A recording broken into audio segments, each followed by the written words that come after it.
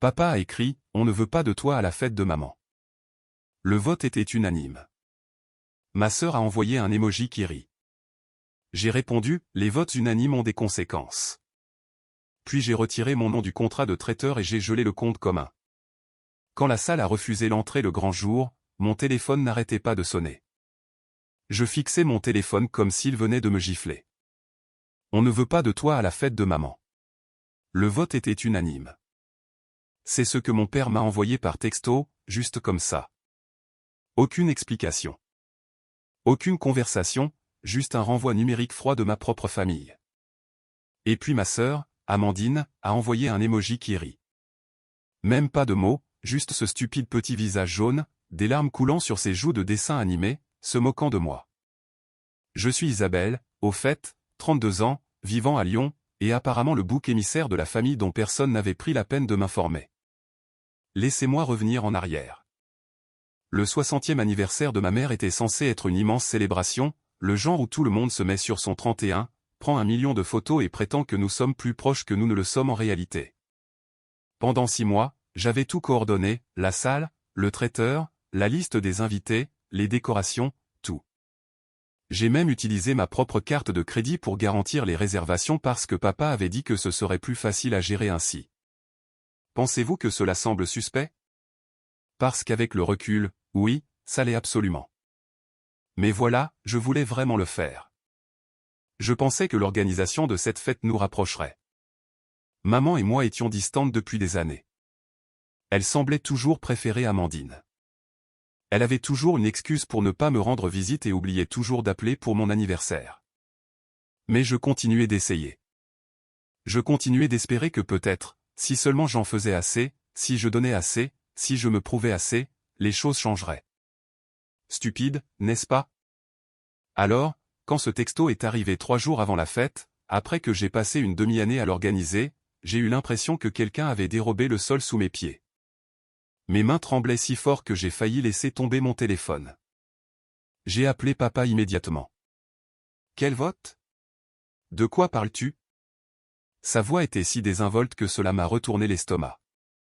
Nous avons tous parlé, Isabelle, ta mère, moi, Amandine, ton oncle Richard, ta tante Diane.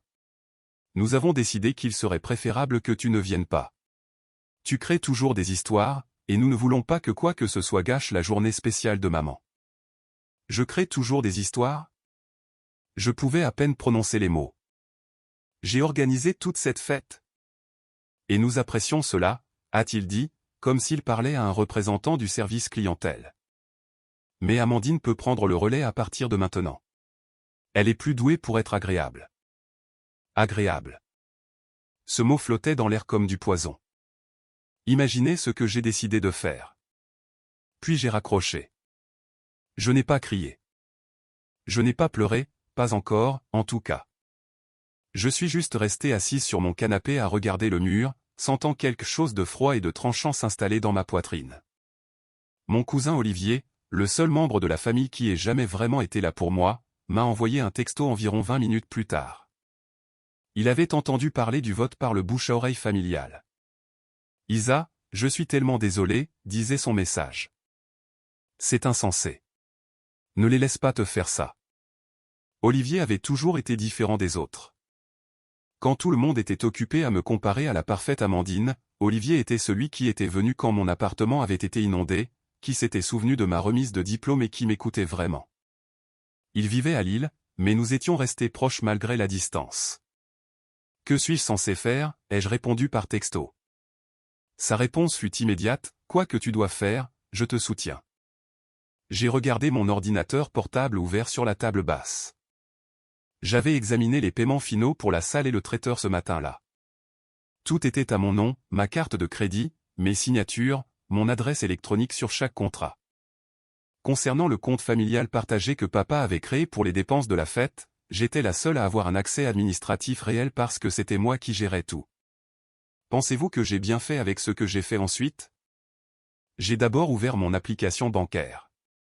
Ce compte partagé contenait environ 7 500 €, des contributions de papa, de l'oncle Richard et de quelques autres parents. De l'argent qui était censé payer le solde final de la salle, le traiteur, le service de bar, tout. J'ai transféré chaque euro sur un compte séparé, puis j'ai gelé le compte commun. Cela a pris peut-être 90 secondes. Puis j'ai ouvert mes courriels et j'ai trouvé le contrat du traiteur. Un appel téléphonique plus tard, j'avais complètement retiré mon nom et ma carte de crédit. Je ne suis plus impliqué dans cet événement, ai-je dit au responsable du traiteur très confus. La famille devra vous contacter directement pour mettre en place un nouveau paiement. La salle était la suivante. Même chose. Je dois annuler ma garantie sur la réservation, ai-je expliqué calmement, même si mon cœur battait la chamade. Je ne serai pas présente et je ne suis plus financièrement responsable. La femme au téléphone a hésité. Madame, s'il n'y a pas de mode de paiement confirmé enregistré d'ici demain, nous devrons refuser l'entrée à votre fête. C'est parfaitement compréhensible, ai-je dit. Merci pour votre temps. J'ai raccroché et je suis restée assise là. Une partie de moi ne pouvait pas croire ce que je venais de faire. Une autre partie de moi sentait que je m'étais enfin défendu. Mon téléphone a vibré. C'était Amandine, as-tu sérieusement annulé ta participation à la fête? Papa est en train de paniquer. J'ai répondu, les votes unanimes ont des conséquences. Puis j'ai mis mon téléphone en mode silencieux et je me suis versé un très grand verre de vin. Ce qui s'est passé au cours des 48 heures suivantes fut un chaos absolu, mais je ne le savais pas encore.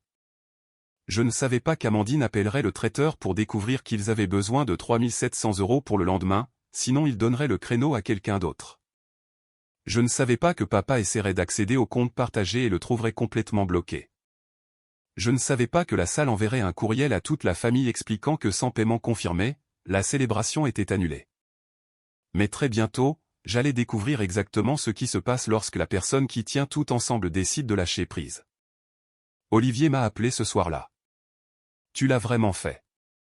Je l'ai vraiment fait, ai-je murmuré. Bien, a-t-il dit fermement. Laisse-les se débrouiller. Laisse-les voir ce qui se passe quand ils rejettent la personne qui se souciait vraiment. Je voulais le croire.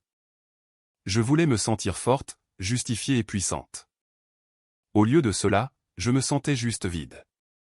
Mais ce qui est arrivé ensuite? Oh, ce qui est arrivé ensuite était quelque chose que je n'aurais jamais pu prédire. Le matin de la fête, mon téléphone a commencé à sonner à 6h47. Papa, refusé. Amandine, refusé. Oncle Richard, refusé. À 7h15, j'avais 23 appels manqués. J'ai retourné mon téléphone et j'ai essayé de respirer normalement. Une partie de moi se sentait victorieuse, une partie de moi se sentait malade. Pensez-vous que j'aurais dû répondre? Olivier a envoyé un texto vers 8h, ils perdent la tête dans le groupe de discussion familiale. Amandine pleure. Ton père menace de te poursuivre en justice, et ta mère n'a pas dit un mot. Me poursuivre pourquoi, exactement? Pour avoir refusé de payer pour une fête à laquelle je n'étais pas invité? L'audace était en fait stupéfiante. J'ai fait du café et j'ai essayé de prétendre que c'était normal. Ça ne marchait pas. Chaque fois que je fermais les yeux, je voyais cet emoji qui rit d'Amandine. Mon téléphone a sonné à nouveau, un numéro inconnu. Contre toute attente, j'ai répondu. Isabelle, c'est Chantal de l'espace Rive du Rhône. La coordinatrice de la salle avait l'air stressée. J'ai votre père ici, et il est assez contrarié. Il insiste pour que nous laissions la fête avoir lieu, mais sans paiement confirmé. La voix de papa a éclaté en arrière-plan, ma fille n'avait pas le droit d'annuler ça. Elle est vindicative. Quelque chose en moi s'est glacé. Chantal, ai-je dit calmement. Je n'ai rien annulé. Je me suis simplement retiré de la responsabilité financière d'un événement auquel je n'assiste pas. Mon père est libre de fournir sa propre carte de crédit. Eh bien, oui, mais... Alors je ne comprends pas le problème. J'ai raccroché et je me suis permis de sourire un tout petit peu. Les textos ont commencé à affluer vers 9h30. Amandine, maman pleure. C'est ce que tu voulais. Tante Diane, c'est tellement égoïste, Isabelle. Oncle Richard, on n'abandonne pas sa famille pour un malentendu. Malentendu? C'est comme ça qu'ils appelaient ça maintenant. Puis ma mère a envoyé juste 2 mots, s'il te plaît, Isabelle. Celui-là m'a presque brisé. Où était ce, s'il te plaît, quand ils m'ont exclu par un vote? Où était sa voix quand Amandine a envoyé cet emoji qui rit? Imaginez ce que j'ai ressenti en voyant ces deux mots et en sachant qu'ils ne signifiaient rien.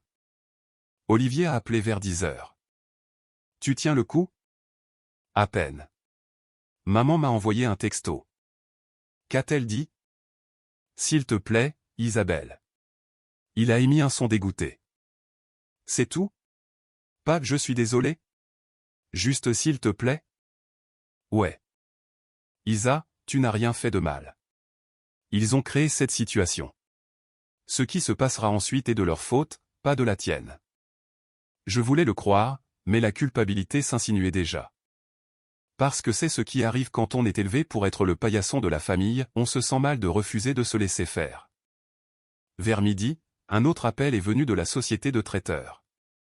Amandine était là, essayant d'arranger un paiement de dernière minute, mais ils avaient besoin d'un préavis de 48 heures pour les nouveaux contrats. Ce n'est plus mon problème, ai-je dit doucement. Vers 12h30, les textos d'Amandine ont changé, la salle ne nous laisse pas entrer. Il renvoie les gens. Grand-mère est là, Isabelle. Grand-mère. Elle a conduit 4 heures et c'est de ta faute. Grand-mère Renée. Ça, c'était différent. Elle avait 83 ans et était la personne la plus douce du monde. Elle n'avait rien à voir avec ça. J'ai répondu par texto, dis à grand-mère que je l'aime et que je suis désolé. Dis-lui la vérité sur la raison pour laquelle cela s'est produit, Amandine, que tu es une gamine mesquine et vindicative et que je n'étais pas invité à la fête que j'ai passé 6 mois à organiser. Vois ce qu'elle dira alors. Pas de réponse. Vers 13 heures, papa a appelé d'un téléphone emprunté. J'ai répondu. Isabelle Martin, tu règles ça tout de suite. Régler quoi, papa? La fête à laquelle tu m'as désinvité? On pourra en parler plus tard. Non, ai-je dit doucement. Nous avons déjà parlé. Vote unanime, tu te souviens? Je ne fais que respecter la décision de la famille. Ta mère est dévastée. Alors peut-être que tu aurais dû y penser avant de me dire que je n'étais pas la bienvenue. J'ai raccroché. Mes mains tremblaient, mais cette fois, c'était comme du pouvoir. Pensez-vous que je suis allé trop loin? Ce que je ne savais pas, c'est qu'à ce moment précis, grand-mère Renée demandait à Amandine ce que signifiait « vote unanime ». Amandine, acculée, était sur le point de tout lui dire. Grand-mère Renée était sur le point de passer un appel téléphonique qui allait tout changer. Olivier a envoyé un texto, je descends de l'île en voiture. Je devrais être là vers 15 heures. Tu ne devrais pas être seul. J'ai failli pleurer parce que, à ce moment-là, Olivier était plus une famille pour moi que n'importe lequel d'entre eux ne l'avait été depuis des années. Que s'est-il passé quand grand-mère Renée a découvert la vérité? Oh, vous n'êtes pas prêt pour ça. Olivier est arrivé à mon appartement vers 15 heures avec de la nourriture asiatique et une bouteille de vin. Provision de réconfort, a-t-il annoncé, en me faisant un câlin qui a duré plus longtemps que d'habitude. Ça va? Honnêtement, je ne sais pas, ai-je admis. Nous venions à peine de nous asseoir quand mon téléphone a sonné. C'était grand-mère Renée. Mon cœur s'est serré. J'ai regardé Olivier, paniqué.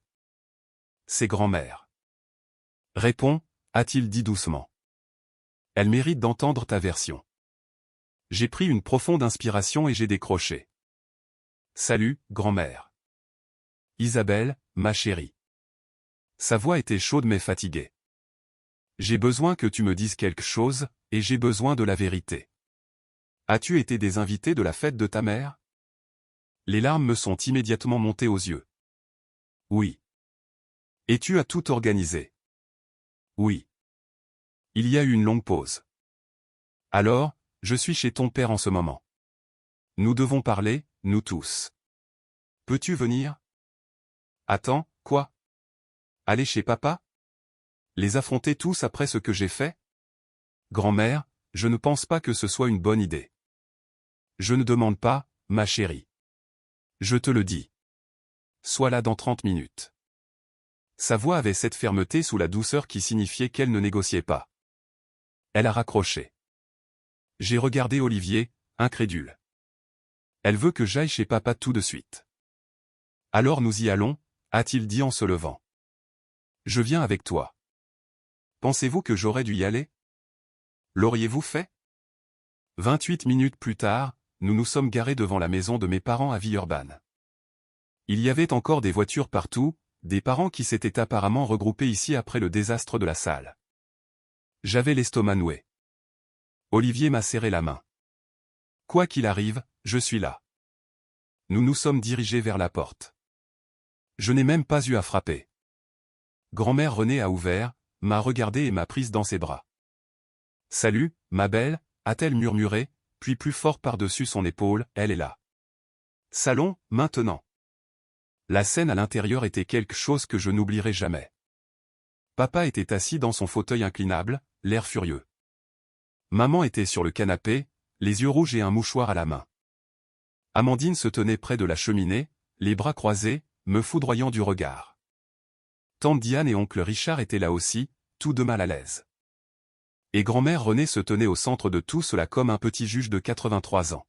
« Assieds-toi » m'a-t-elle dit en désignant le fauteuil vide. Je me suis assise.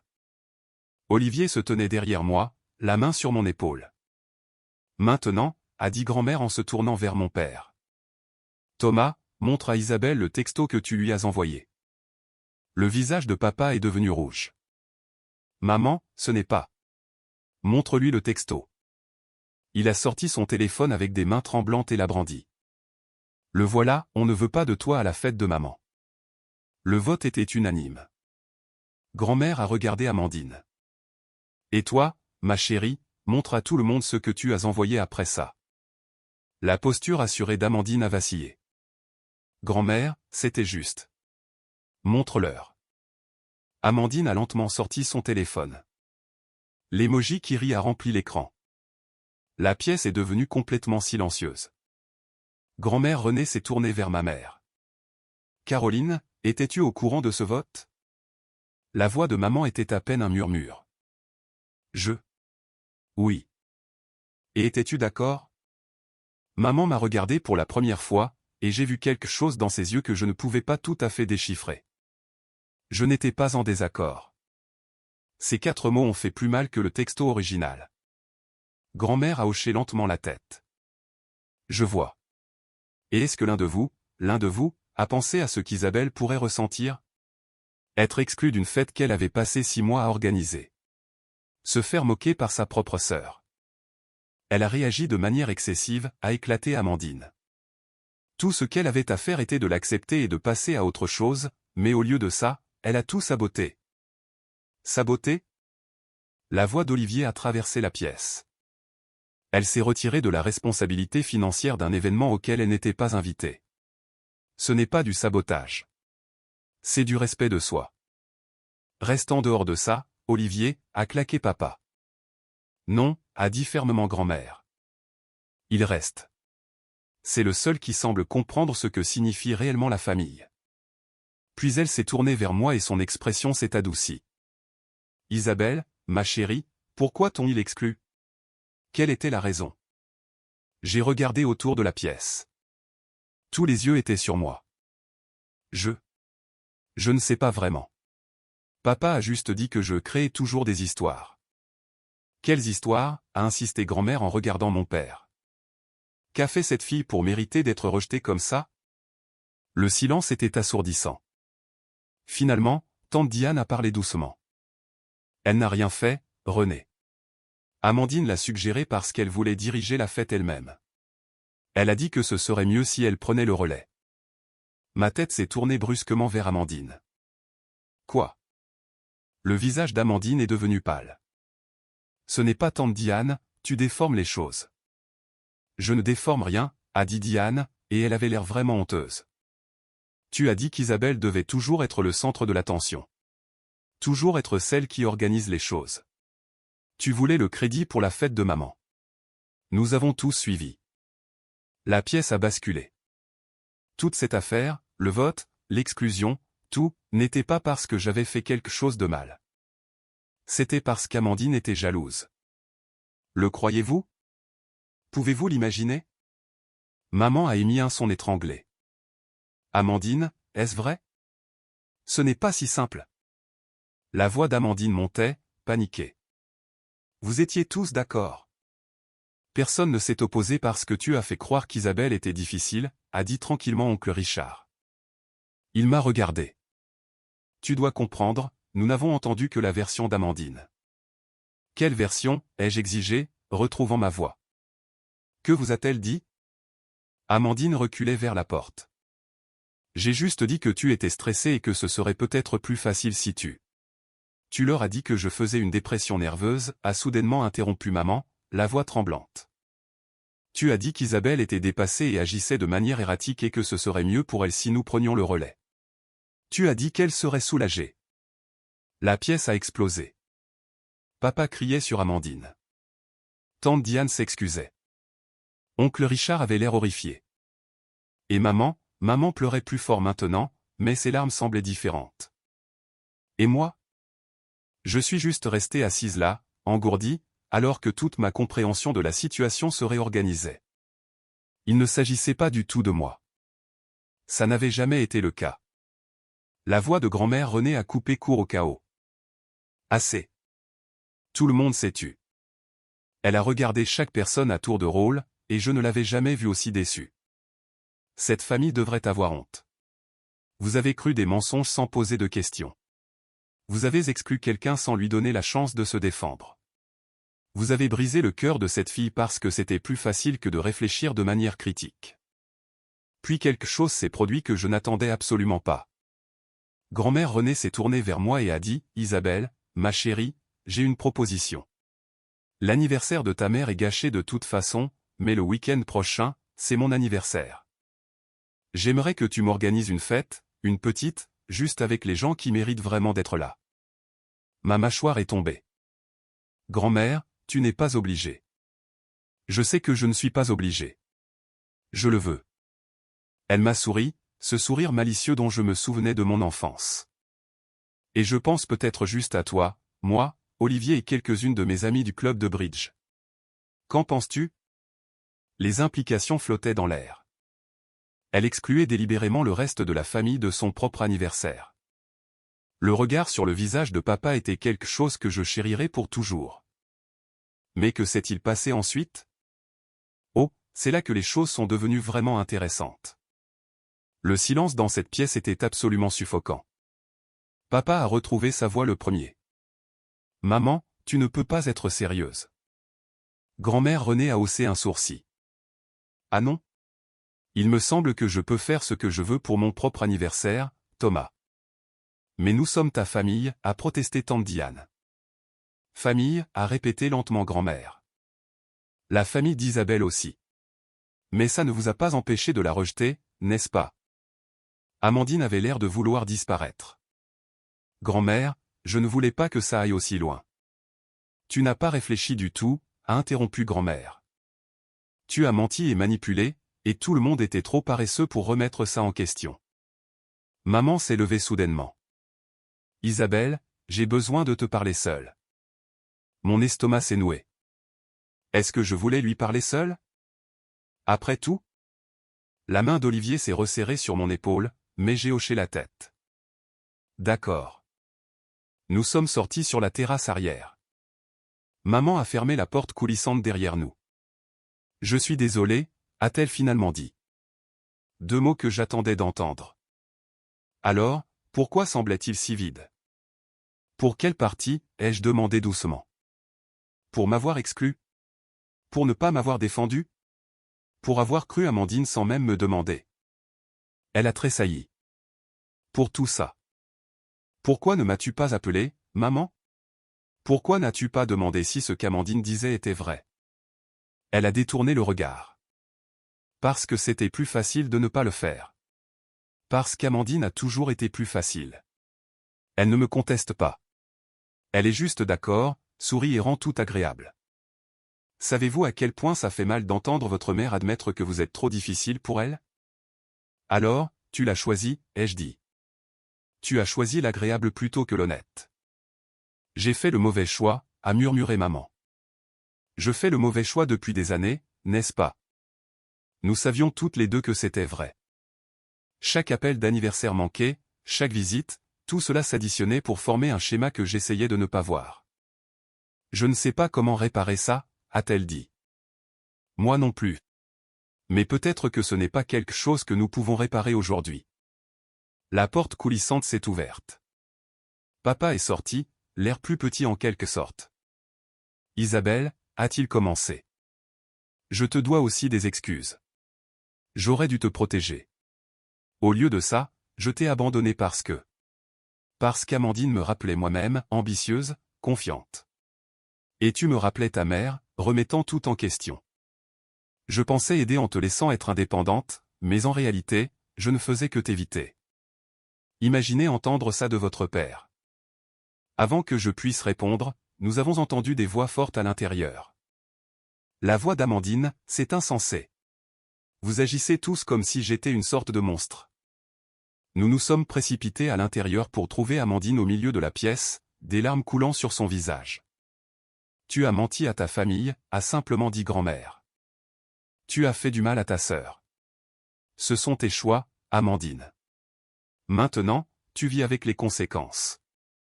Mais j'ai dit que j'étais désolé. Non, j'ai dit que tu ne l'avais pas fait, en fait. Tu as trouvé des excuses, mais tu n'as pas dit une seule fois que tu étais désolé. Amandine m'a regardé fixement.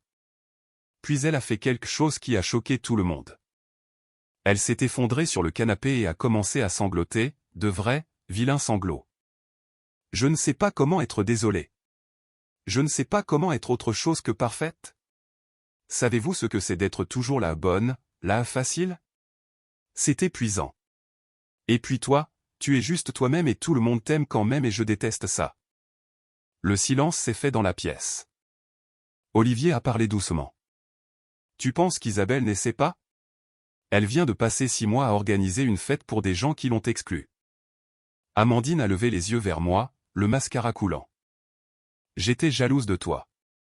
De ta proximité avec Olivier. De la façon dont grand-mère parlait de toi. Je voulais être toi et je te détestais pour ça et je suis tellement désolé. Voilà, enfin. Pensez-vous que je l'ai cru? Honnêtement, oui, parce que j'ai reconnu quelque chose de réel dans ses larmes. Elle ne jouait plus la comédie. Je te pardonne, ai-je dit. Mais Amandine, je ne peux pas te faire confiance. Pas encore. Peut-être pas avant longtemps. Elle a hoché la tête en s'essuyant le visage. Je comprends. Grand-mère Renée s'est éclairci la gorge. Voici ce qui va se passer. Isabelle va organiser ma fête d'anniversaire le week-end prochain, et vous autres, vous allez passer ce temps à réfléchir à ce que signifie réellement la famille. Vous n'êtes pas invités à la fête, mais vous êtes invités à dîner dimanche chez moi dans 2 semaines. Nous allons nous asseoir et trouver comment redevenir une famille. Tout le monde m'a regardé. Est-ce que je voulais essayer de reconstruire ça? J'ai regardé Olivier, qui a hoché la tête d'un air encourageant. J'ai regardé grand-mère Renée, qui m'avait défendu. J'ai regardé ma famille, tous imparfaits, désordonnés et humains. Je viendrai, ai-je dit. Mais j'apporte le dessert. Grand-mère Renée a souri. Marché conclu. Alors qu'Olivier et moi rentrions à la maison, mon téléphone a vibré avec un texto d'Amandine, merci de m'avoir pardonné. Je ne le mérite pas. Je vais suivre une thérapie. Je pense que j'en ai besoin. J'ai montré à Olivier, qui a sifflé. Développement de personnage. Je ne l'avais pas vu venir. Moi non plus. Plus tard dans la nuit, un autre texto est arrivé de maman, j'ai trouvé quelque chose aujourd'hui en nettoyant. Une boîte avec tes vieux projets scolaires et tes lettres. Tu m'as écrit tellement de lettres, ma chérie. Je n'avais jamais réalisé combien je n'avais jamais répondu.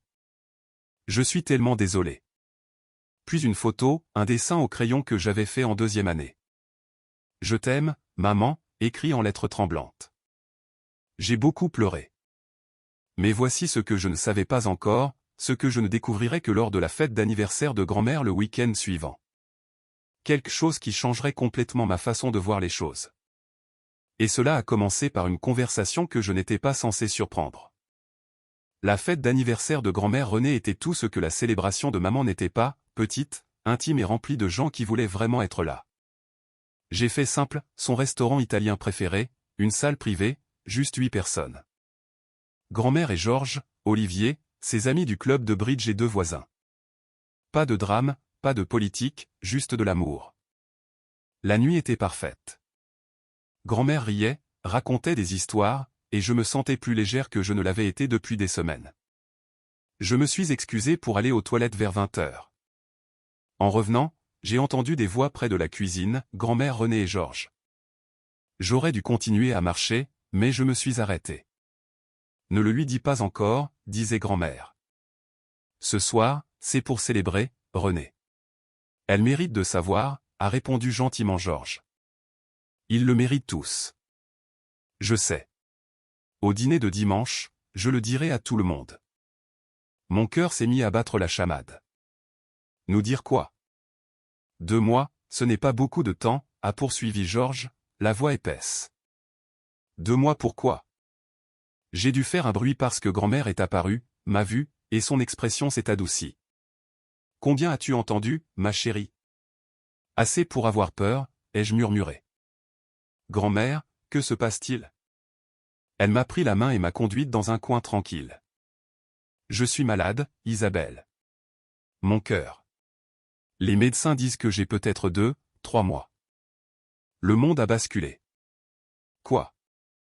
C'est pour ça que je suis descendu pour la fête de ta mère même si c'était difficile. C'est pour ça que j'ai tapé du poing sur la table à propos de toutes ces bêtises familiales. Ses yeux étaient humides mais fermes. Je n'ai plus de temps pour les rancunes, ma chérie. Aucun de nous n'en a. Je ne pouvais plus respirer. As-tu prévenu maman? Papa?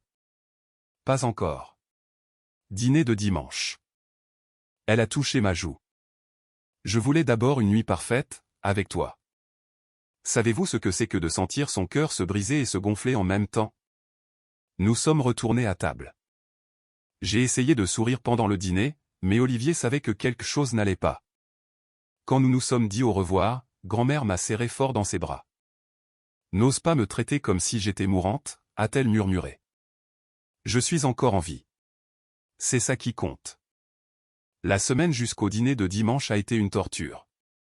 Je ne pouvais rien dire à personne, ce n'était pas mon secret à partager. Dimanche est enfin arrivé. Je suis arrivé avec une tarte aux pommes faite maison et l'estomac noué. Tout le monde était là, maman et papa à l'air nerveux, Amandine à l'air plus petite en quelque sorte, tante Diane et oncle Richard, et Olivier à mes côtés. Grand-mère était assise dans son fauteuil préféré, Georges debout à côté d'elle. Merci à tous d'être venus. J'ai quelque chose à vous dire. Elle a tout expliqué, son cœur, le calendrier, les médecins. Maman a eu un hoquet et a commencé à pleurer. Papa est devenu pâle. Amandine a couvert sa bouche. Je ne veux pas de pitié, a dit fermement grand-mère. Ce que je veux est simple. Je veux que ma famille soit une famille pour le temps qu'il me reste. Je veux des dîners du dimanche. Je veux des appels téléphoniques. Je veux que vous trouviez tous un moyen de vous aimer les uns les autres. De vous aimer vraiment. Elle m'a regardé alors. Amandine, vous deux surtout. La vie est trop courte pour que des sœurs soient ennemies. Amandine m'a regardé, les larmes coulant. Isa, Je sais, ai-je dit doucement. Amandine s'est levée, a traversé la pièce et m'a prise dans ses bras. Vraiment prise dans ses bras. Elle tremblait. Je ne veux plus perdre de temps, a-t-elle murmuré. Je veux retrouver ma sœur. D'accord, ai-je murmuré. Moi aussi. Maman nous a rejointes. Puis papa. Puis tout le monde était dans ce câlin de groupe géant et désordonné. Nous pleurions tous, nous nous accrochions tous. Grand-mère a souri à travers ses larmes. Voilà, c'est ce que je voulais voir. Nous avons dîné, un vrai dîner de famille où les gens parlaient et riaient et personne ne jouait la comédie. Amandine a raconté des histoires sur sa thérapie. Papa a admis qu'il avait lu des livres sur l'intelligence émotionnelle. Maman a demandé si nous pouvions regarder mes vieilles lettres ensemble. Je veux y répondre, a-t-elle dit. Mieux vaut tard que jamais. Pensez-vous que les gens peuvent vraiment changer? Au cours des mois suivants, notre famille s'est transformée. Dîner du dimanche chaque semaine. Café avec Amandine le mercredi. Maman appelait 3 fois par semaine, et nous parlions vraiment. Papa et moi sommes allés à un match de basket-ball ensemble. Et grand-mère Renée a vécu chaque jour comme s'il comptait. parce que c'était le cas. Elle a tenu 4 mois, pas 2. 4 mois de rire, de réconciliation et d'amour. Quand elle est décédée paisiblement dans son sommeil, nous avons fait notre deuil ensemble. Mais aux funérailles, debout entre Amandine et Olivier, en écoutant l'éloge funèbre de maman, j'ai réalisé quelque chose. Le vrai cadeau de grand-mère n'était pas seulement le temps qu'elle nous a donné, c'était de nous montrer que nous étions capables d'être meilleurs. Que la famille, ce n'est pas d'être parfait. C'est d'être présent même quand c'est difficile. Amandine m'a serré la main pendant le service. J'ai serré la sienne en retour. 6 mois plus tard, Amandine s'est fiancée. Elle m'a demandé d'être sa demoiselle d'honneur. J'ai dit « oui ». Maman et moi déjeunons ensemble 2 fois par mois maintenant. Papa m'envoie des blagues de papa tous les matins. Elles sont terribles. Je les adore. Et Olivier? Il est toujours ma personne, celui qui est venu quand tout le monde est parti. Je pense parfois à ce texto « On ne veut pas de toi à la fête de maman ». Je pense à combien ça a fait mal. Comment j'ai failli perdre tout le monde. Mais je pense aussi à ce qui est venu après, le travail douloureux, désordonné et magnifique de la reconstruction. Parfois, les pires moments mènent aux meilleures transformations. Alors, qu'en pensez-vous? Ai-je fait le bon choix?